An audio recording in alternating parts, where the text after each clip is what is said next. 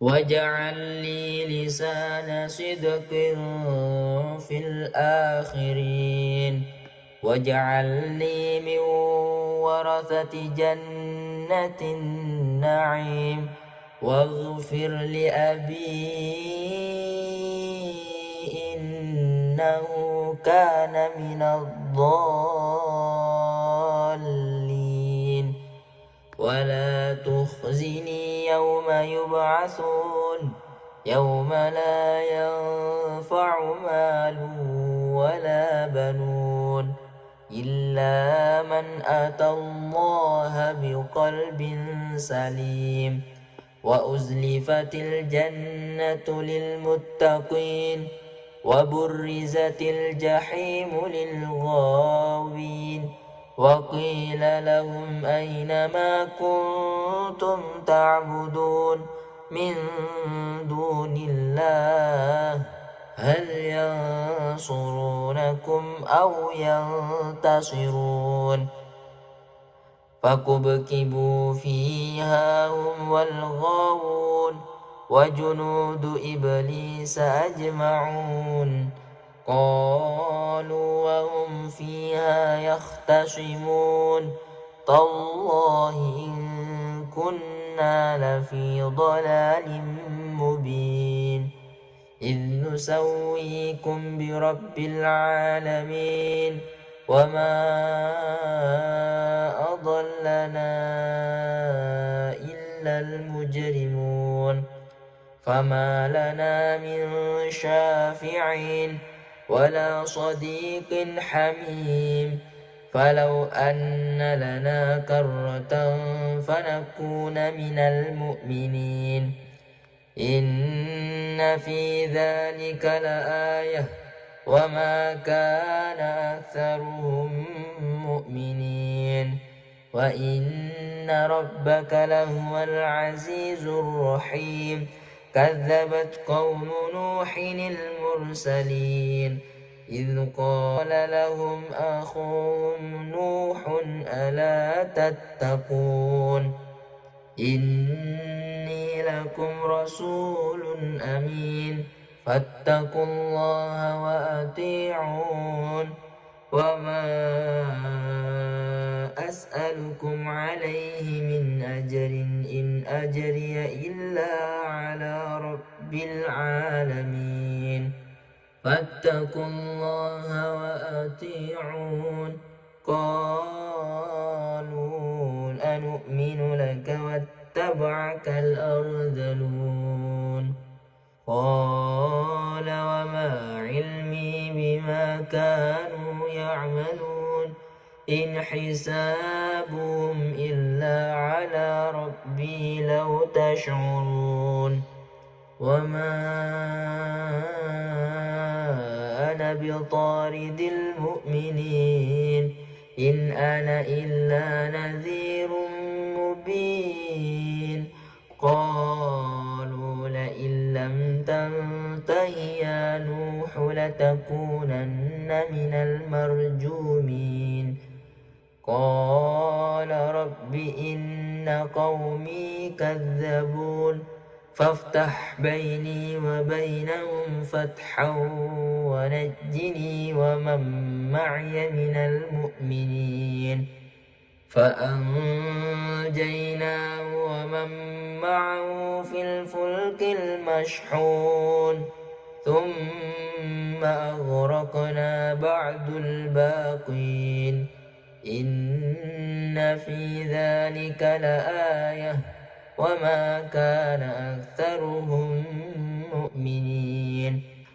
وإن ربك لهو العزيز الرحيم كذبت عاد المرسلين إذ قال لهم أخوهم هود ألا تتقون إني لكم رسول أمين فاتقوا الله وأطيعون وما أسألكم عليه من أجر إن أجري إلا على رب العالمين أتبنون بكل ريع آية تعبثون وتتخذون مصانع لعلكم تخلدون وإذا بطشتم بطشتم جبارين فاتقوا الله وأطيعون واتقوا الذي أمدكم بما تعلمون أمدكم بأنعام وبنين وجنات وعيون إني أخاف عليكم عذاب يوم عظيم قالوا سواء علينا أوعظت أم لم تكن من الواعظين.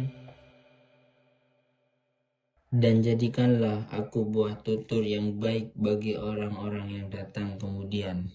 Dan jadikanlah aku termasuk orang yang mewarisi surga yang penuh kenikmatan. Dan ampunilah ayahku, sesungguhnya dia termasuk orang yang sesat. Dan janganlah engkau hinakan aku pada hari mereka dibangkitkan, yaitu pada hari ketika harta dan anak-anak tidak berguna, kecuali orang-orang yang menghadap Allah dengan hati yang bersih. Dan surga didekatkan kepada orang-orang yang bertakwa, dan neraka jahim diperlihatkan dengan jelas kepada orang-orang yang sesat, dan dikatakan kepada mereka, di mana berhala-berhala yang dahulu kamu sembah? Selain Allah, dapatkah mereka menolong kamu atau menolong diri mereka sendiri? Maka mereka sesembahan itu dijungkirkan ke dalam neraka bersama orang-orang yang sesat dan bala tentara iblis semuanya. Mereka berkata sambil bertengkar dalam neraka, demi Allah, sesungguhnya kita dahulu di dunia dalam kesesatan yang nyata, karena kita mempersamakan kamu berhala dengan Tuhan seluruh alam. Dan tidak ada yang menyesatkan kita kecuali orang-orang yang berdosa. Maka sekarang kita tidak mempunyai seorang pun pemberi syafaat, dan tidak pula mempunyai teman yang akrab. Maka seandainya kita dapat kembali ke dunia, niscaya kita menjadi orang-orang yang beriman.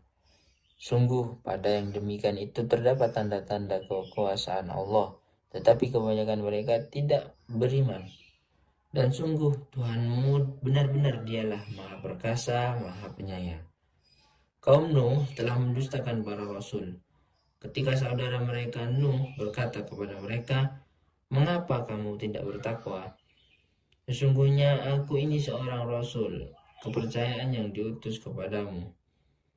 Maka bertakwalah kamu kepada Allah dan taatlah kepadaku. Aku tidak meminta imbalan kepadamu atas ajakan itu. Imbalanku hanyalah dari Tuhan seluruh alam. Maka bertakwalah kamu kepada Allah dan taatlah kepadaku. Mereka berkata, apakah kami harus beriman kepadamu, padahal pengikut-pengikutmu orang-orang yang hina? Dia Nuh menjawab, tidak ada pengetahuanku tentang apa yang mereka kerjakan. Perhitungan amal perbuatan mereka tidak lain hanyalah kepada Tuhanku jika kamu menyadari. Dan aku tidak akan mengusir orang-orang yang beriman. Aku ini hanyalah pemberi peringatan yang jelas.